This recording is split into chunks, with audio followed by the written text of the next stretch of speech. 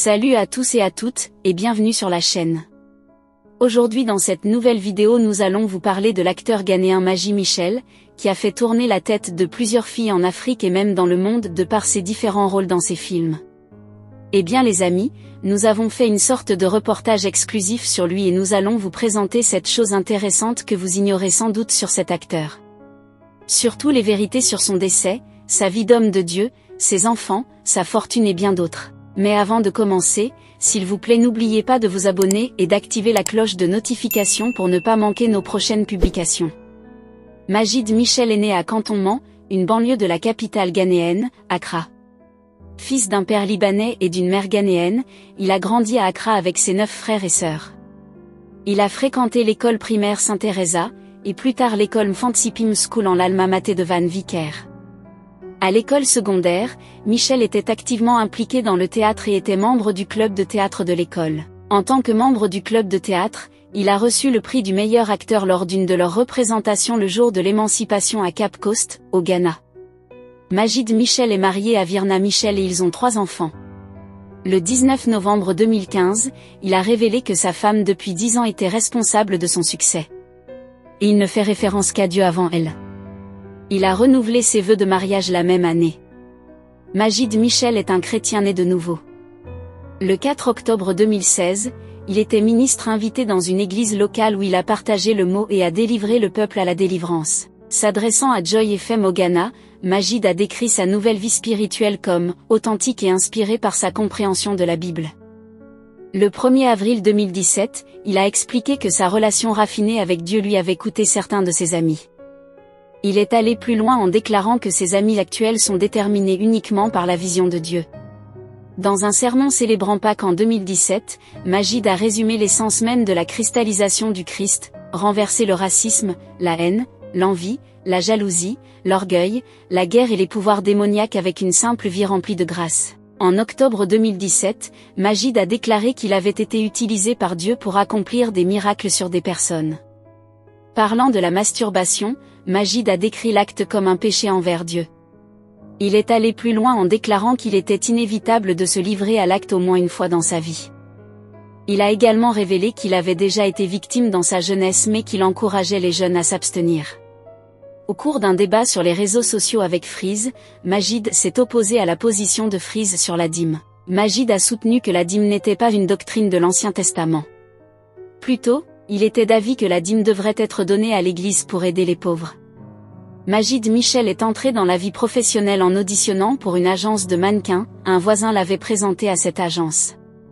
Il a été invité à rejoindre l'agence de mannequins, Supermodel Agency, à l'initiative de son voisin Alexandre Grave-Côté.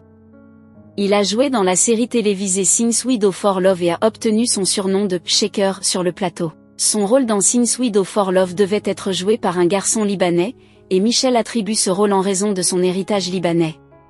Dans une interview accordée à Star FM Ghana en 2017, Maji a expliqué qu'il n'avait pas obtenu le rôle du premier film auditionné pour cause d'audience médiocre, décrivant sa passion pour le métier comme étant ce qui l'avait poussé à continuer de faire avancer le film. Ce que nous faisons pour l'amour est devenu un succès et l'a propulsé dans le grand public. Fort de sa performance dans la série, il joue dans son premier film, Divine Love, en tant que premier rôle masculin, aux côtés de Jackie Edgemont en tant que principal rôle féminin, avec Van Vicker dans un second rôle. Tous les 3 ont utilisé leur rôle dans le film pour faire leur début dans la carrière. Divine Love a été un énorme succès, transformant Maji Michel, Jackie Edgemont et Van Vicker en non connus du Ghana. En 2008, Michel a joué le rôle principal dans le film Agonie du Christ, qui a reçu cette nomination aux Africa Movie Academy Awards en 2009. En octobre 2017, Maji a révélé qu'il gagnait au moins 15 000 $ américains pour un rôle dans un film. Il a également révélé qu'il avait gagné jusqu'à 35 000 $ pour jouer dans un film. En 2016, Maji a expliqué que, même s'il jouait principalement dans des rôles romantiques, il n'avait jamais eu de relation sexuelle avec une actrice.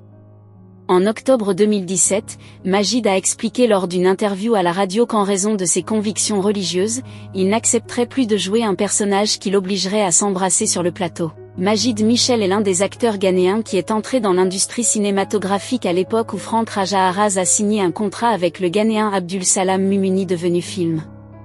Le contrat impliquait essentiellement d'introduire des acteurs ghanéens dans l'industrie du film grand public de Nollywood et de leur conférer un pouvoir vedette comparable à celui d'acteurs nigérians.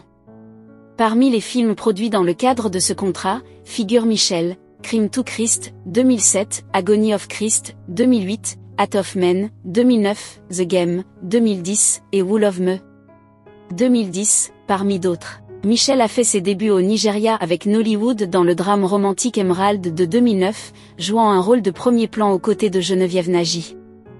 Alors que la performance de Majid a été saluée, ainsi que sa forte chimie à l'écran avec Nagy, le film a été largement critiqué. Cependant, le film Silent Scandal de 2009 a permis à Majid de se faire connaître au Nigeria. Le film a reçu une large critique positive pour ses valeurs de production élevées et la performance de Michel, ainsi que sa forte chimie à l'écran avec Geneviève Nagy. Nollywood Forever commentaire. Son intensité, Michel est concentré dans ses yeux et il l'utilise bien, il est donc compréhensible qu'il obtienne toujours des rôles dans lesquels l'amour, les femmes et leur séduction jouent un grand rôle. Même année, un autre film mettant en vedette Michel, Guilty Pleasure est sorti. Après avoir été libéré, Guilty Pleasure a suscité des critiques généralement positives, et la performance de Michel a également été saluée. Il a poursuivi cette tendance lucrative en 2010, où il a joué aux côtés de Geneviève Nagy une fois de plus en Éclatant, un film qui a obtenu des critiques mitigées critiques. Michel a été assez franc dans les médias quand il a commencé sa carrière au Nigeria. Dans une interview, il a avoué que lors de sa première rencontre avec Geneviève, tout était immobile, il était si frappé dans les étoiles qu'il lui proposa de porter son sac et d'être son assistant personnel. Dans une autre interview, il a déclaré que Geneviève Nagy était la meilleure qui sert dans l'industrie du film. Il a également déclaré dans une interview que Geneviève lui avait enseigné comment agir et avait également laissé entendre, dans une autre interview, que le Ghana n'avait pas d'industrie du film. Tous ces facteurs, ainsi que les rôles explicites qu'il a joués dans des films, lui ont valu des controverses qui l'entouraient toujours au début de sa carrière. Fin 2010, il a été rapporté que l'acteur prenait une pause du Nigeria après avoir reçu des menaces de mort soi-disant de ses collègues nigérians, qui pensaient qu'il occupait trop d'emplois. Pendant ce temps, il est retourné au Ghana, où il a joué dans des films tels que 4 Play, 2010, et sa suite 4 Play Reloaded, 2011. En 2012, il a joué dans le film de guerre Somewhere in Africa, dans lequel il joue un tyran. Bien que le film n'ait pas été très critique, la distribution des rôles de Michel lui valut un grand succès et il remporta pour la première fois un Africa Movie Academy Award.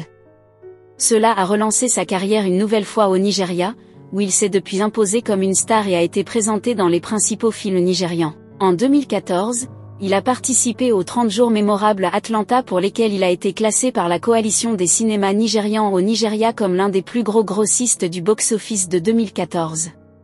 Parmi les autres films de 2014 avec Michel, citons « Oublié juin », qui a rencontré des critiques généralement négatives.